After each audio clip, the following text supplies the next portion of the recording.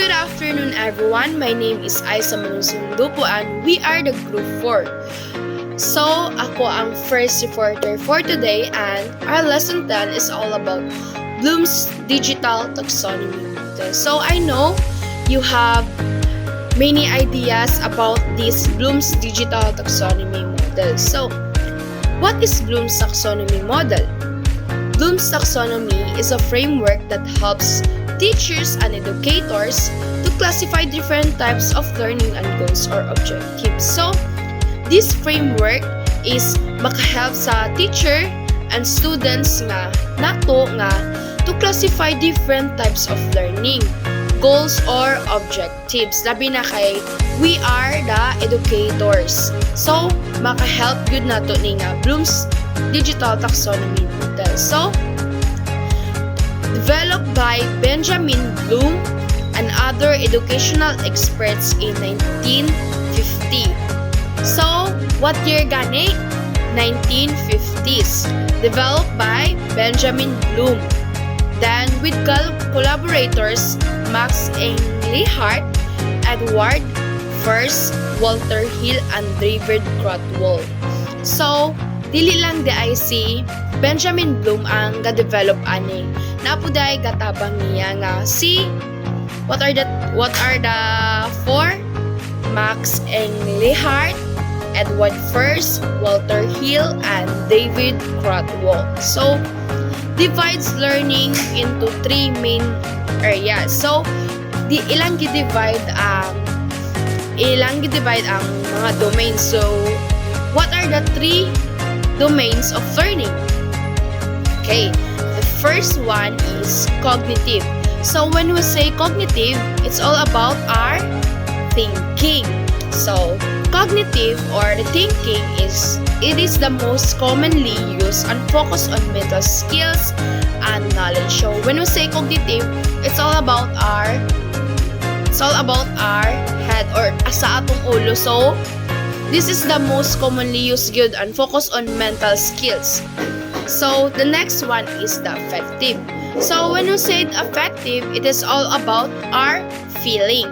So, focus on emotion and other attitudes. So, we have daghan kaayo ta nga emotion na ay sadness, na ay happy, na ay shy, like confused or kalagot or everything nga naaani. So, that is affective or feeling. So, the third one is psychomotor. So, when we say psychomotor, it's all about our doing. Very good.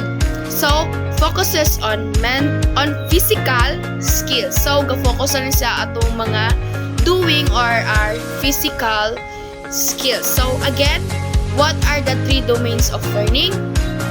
Cognitive. So, when we say cognitive, it's all about thinking. Affective, feeling, and psychomotor is all about our doing. So, the cognitive domain has been the primary focus in traditional education. So, it's organized into six levels, each presenting a more complex level of thinking. So, the first one is knowledge. So, when we say knowledge, it's all about remembering facts and basic concepts. So, like, knowledge, na nakay-knowledge siya usa ka butang. So that, nakay idea about or unsaon na nga butanga. So, the next one is the comprehension. When we say comprehension, understand information. So, maka-understand na taog mga information. It's all about our comprehension. Like, mag-paraphrase o mga words like sa test na to. So, pagbasa rin mo ana if kuan kasabot ka. So, nanakay comprehension sa imong gibasa. So, the next one is the application. So, when we say application, using information in new situation. So, murag ka na ganing ma-apply. Ma-apply nimo ang usa ka information sa usa ka panghitabo. The next one is the analysis, breaking down information to understand its parts. So, magtunga-tunga tag mga information to understand that mga or kana nga situation, magtunga-tunga tag mga ideas, like imong idea, so better idea, or makahimo tag mas lambo pa nga idea ana. So analysis. So yes, that is analysis. The next one is synthesis. So combining different pieces of information to create something new. So muna akong gayon ganiha nga your idea, my idea, so better idea. So maka-create ta og something new. So the next or the last one is the evaluation. So when we say evaluation, judging or evaluating information based on criteria. So like mag-judge ka or evaluate ka. Like atong manay ga visit na to. So ga-evaluate sila sa atoa by the basic criteria. So again guys, what are the 6 levels? First one is knowledge, comprehension, application, analysis, synthesis, and the last one is evaluations. So, Bloom's revised taxonomy in 2001. So, gi-revise po di ay ang Bloom's taxonomy. So, when we say revise, it's all about gibag-o or giusog. So, in 2001 siya giusog. Bloom's taxonomy was updated by Bloom's farmer student. So, ang sobra po dayan is ang farmer student ni Bloom. So, Lauren Anderson and David Crodwell. So, kinsa ganito ang duha ka farmer student ni Bloom's? Yes, Lauren Anderson and David Crodwell. So, this revised version made 3 main changes to make the taxonomy more practical and relevant for modern education. So, this version nas like tulo ka 3 main changes para ang taxonomy more practical and relevant sa modern education. So, the first changes is terminology change. So, when we say terminology change, the levels were updated from nouns to verb to reflect action, since learning is an active process. So, for example, So, when we say noun, a word that represents a person, thing, concept, or place. When we say verb, it's an action word. So, for example, knowledge become remembering. So knowledge is a word dayong become remembering. So, it's an action word. So, comprehension become understanding. Synthesis become creating. So, that are the example of terminology change. So, these changes and terminology change is emphasizes that learning involves doing something with knowledge, not just about knowing it. The next changes is about structural change. So, when we say structural change is the order of the last 2 levels was switched. So, in the original is evaluation is the highest level. So, giusog di ay ani nga structural change.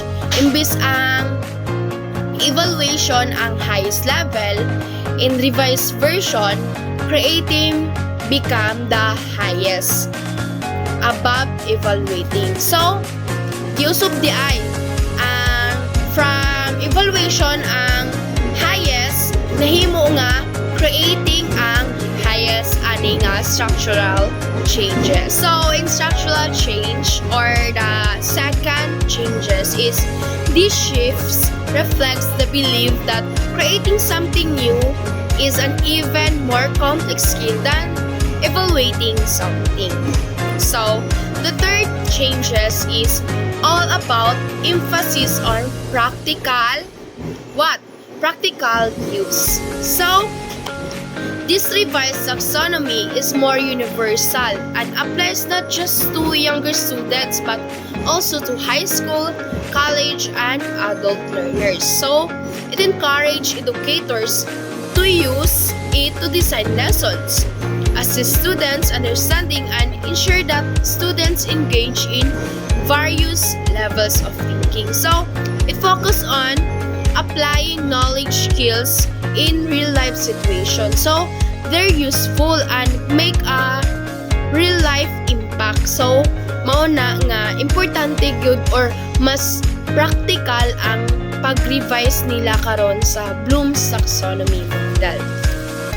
So, Bloom's revised taxonomy helps teacher guide students from basic knowledge to complex creative thinking, making sure students progress in their understanding and ability to use what they've learned. So, mas nice yun ang pag-revise nila karon sa Bloom's Taxonomy model.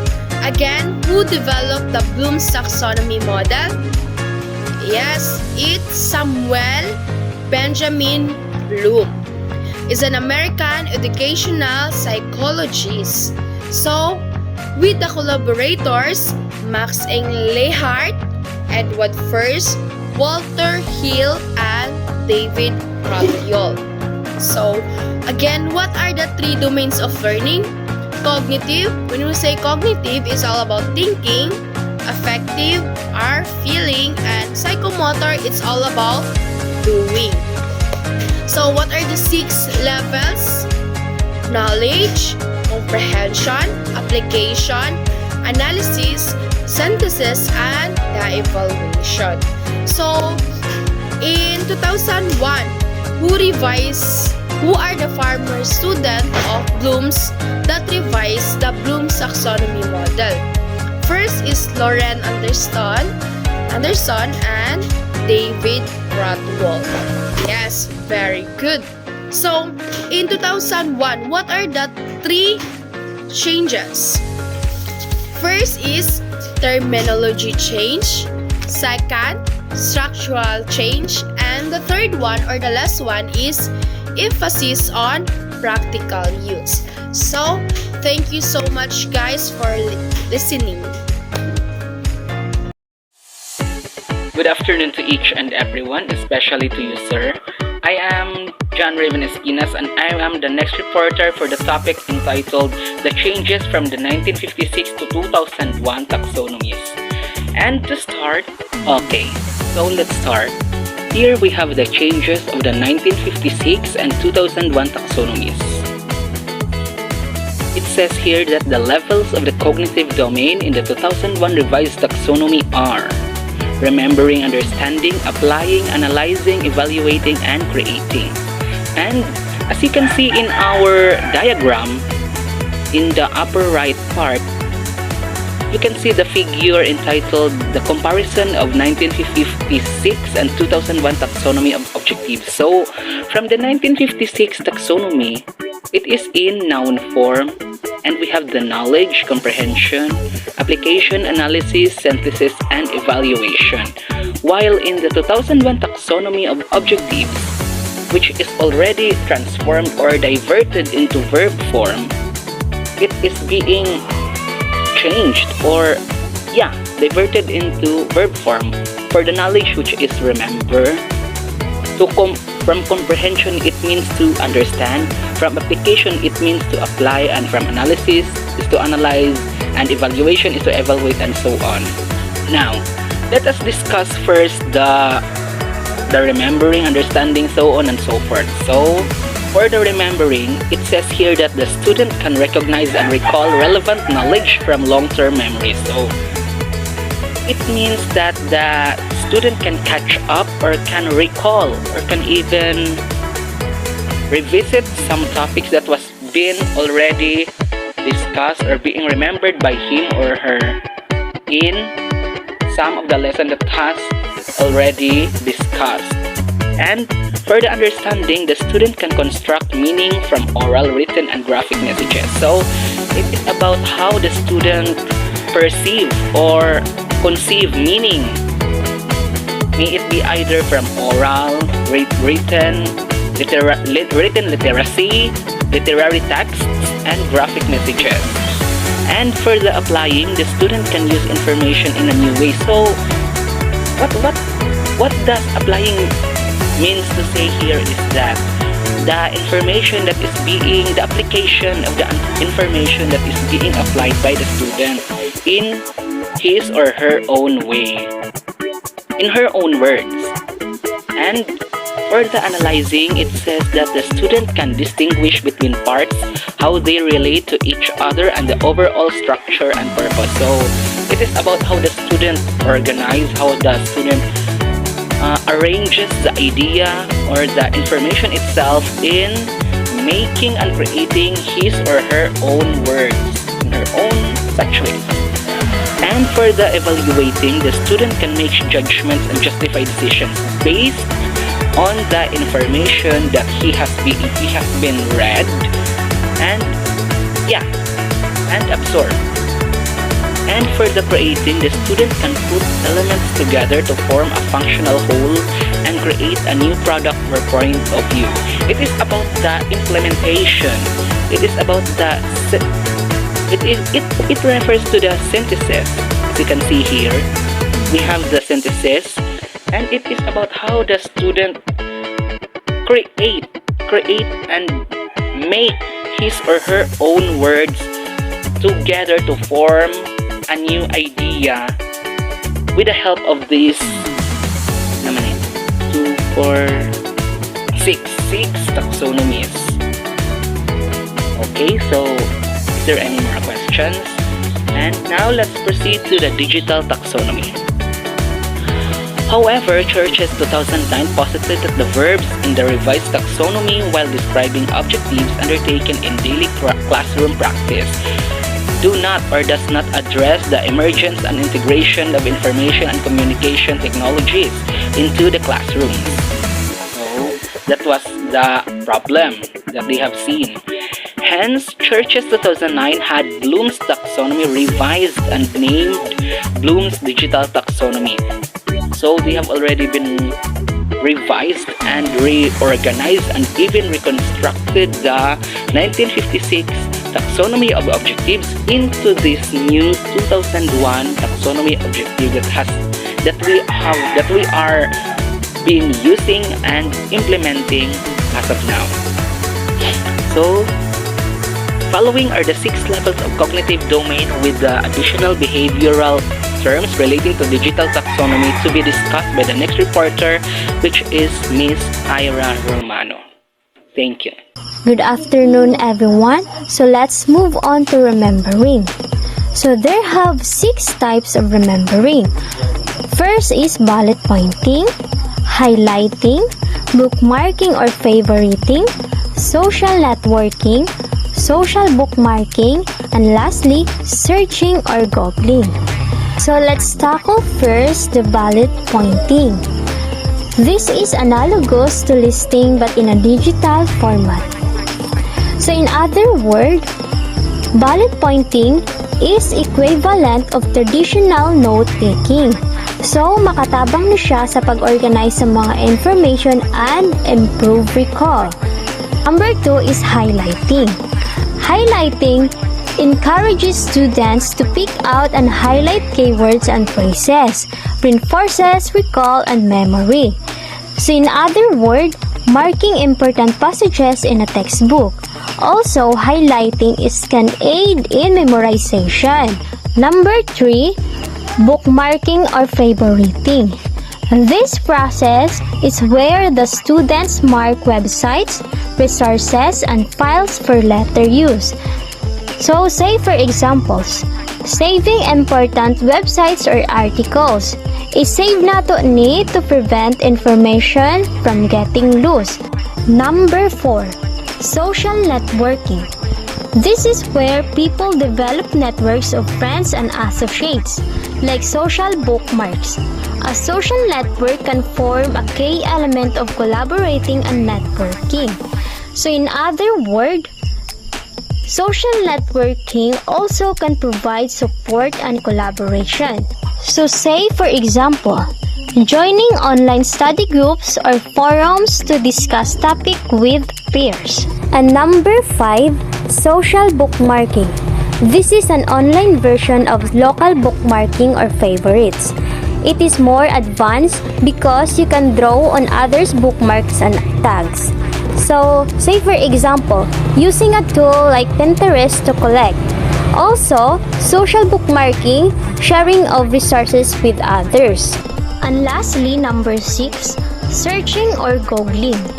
Search engines are key elements of student research. Students enter a keyword or phrase into the basic entry pane of the search engines. So say for examples, using a search engine para makabulong og information on a specific topic. So searching or googling also fundamental skills for research and information gathering. So let's proceed to understanding.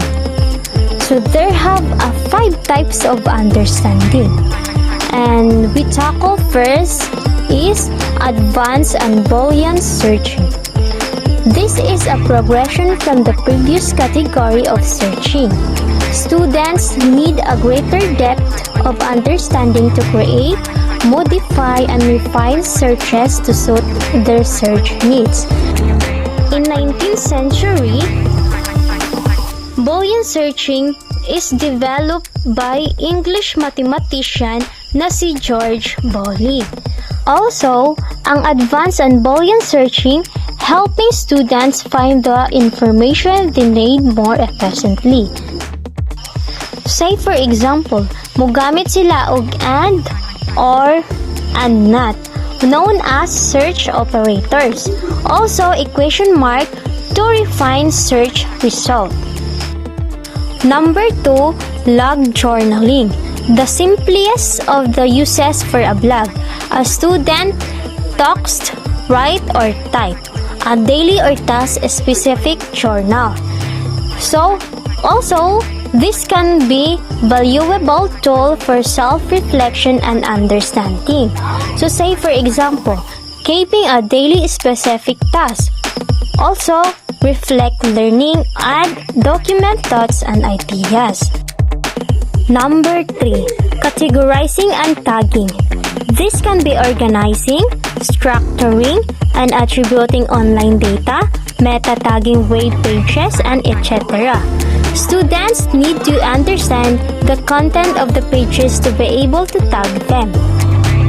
So this means makatabang siya sa students to make sense of information and to retrieve it easily when needed. So say for example, organizing digital resources like bookmarks, files, and also categories. Number 4, commenting and annotating. The user is developing understanding by simply commenting on the pages. This is analogous to writing notes on handouts but is potentially more powerful as you can link and index this. So, in another word, commenting and annotating is active engagement with the material. So say for examples, leaving comments. Also highlighting text in a digital document or online article. And lastly, subscribing. The act of subscription alone does not show or develop understanding, but reading and revisiting the subscription fees often lead to greater understanding. So diri is keeping you informed on current trends or developments. So diba, once if makasubscribe ta sa content creator, magsunod-sunod na sa ato ang newsfeed ang ilahang mga new videos. Sa mao na siya ginatawag na subscribing. So good afternoon everyone, I am Jin Salingka and I am going to discuss the next cognitive domain, which is the applying and analyzing. So applying, when we say applying, this means taking what you know and putting it into action. The digital addition for this level are follows. So first, running and operating. This is the action of initiating a program, operating and manipulating hardware and applications to obtain a basic goal or objective. So imagine you're learning to use a new map. You open the app, click buttons, and tap instructions to complete a task. You're applying your knowledge by using the app. Second is playing. So students who successfully play or operate a game show understanding of process and tasks and application of skills. So playing a video game requires you to understand tools and use your skills to solve puzzles or complete challenges. So you're applying your understanding of the game's mechanics. Third is uploading and sharing. Uploading materials to this is sharing a photo online involves applying your knowledge of how to use a website or app to upload and share content. So, you're applying your understanding of digital platforms. Next is hacking. Hacking in simple it is simpler forms is applying a simple set of rules to achieve a goal or objective. So think of a simple puzzle game where you need to find the right combination of buttons to unlock a door. So hacking can also mean finding creative solutions of problems. Think of using a shortcut in a game to reach a goal faster. So example, a student figures out how to use a specific online tool to quickly create a graphic for a project, demonstrating their ability to apply their knowledge in a creative way. So, you're applying a set of rules or the combination to achieve your goal. Last C is editing. With most media, editing is a process or a procedure that the editor employs. So, when you edit a photo, you're applying your knowledge of the photo editing tools to change the picture. You're changing it to make it look better. You might crop it, adjust the colors, or add filters. So, you're using your skills to make adjustments and improve the image. So the next domain is analyzing. This level involves breaking things down into smaller parts to understand how they work. So the digital addition for this level are follows. First, mashing. Mashups are the integration of several data sources into a single resource. A complex process. This is an easy and accessible means of analysis. So, imagine taking information from different websites and combining it into a single document. So, you're analyzing the information and putting it together in a new way. So, second is linking. This is establishing and building links within and outside of documents and web pages. So, creating links on a website means you understand how different parts of the website are connected. So, you're analyzing the content and creating connections between different pages. Next is reverse engineering. This is the analogous to the deconstruction. It is also related to cracking, often without its negative implications. So, think of figuring out a toy, how it works, by taking it apart and examining its pieces. So, you're analyzing the toy's design to understand its function. So, last is cracking. Cracking requires the cracker to understand and operate the application or system being cracked, analyze its strengths and weaknesses, and then exploit this. So, cracking a code requires you to analyze the code, identify its weaknesses, and use your knowledge to find a way to break it. You're analyzing the code's structure and finding ways to exploit it.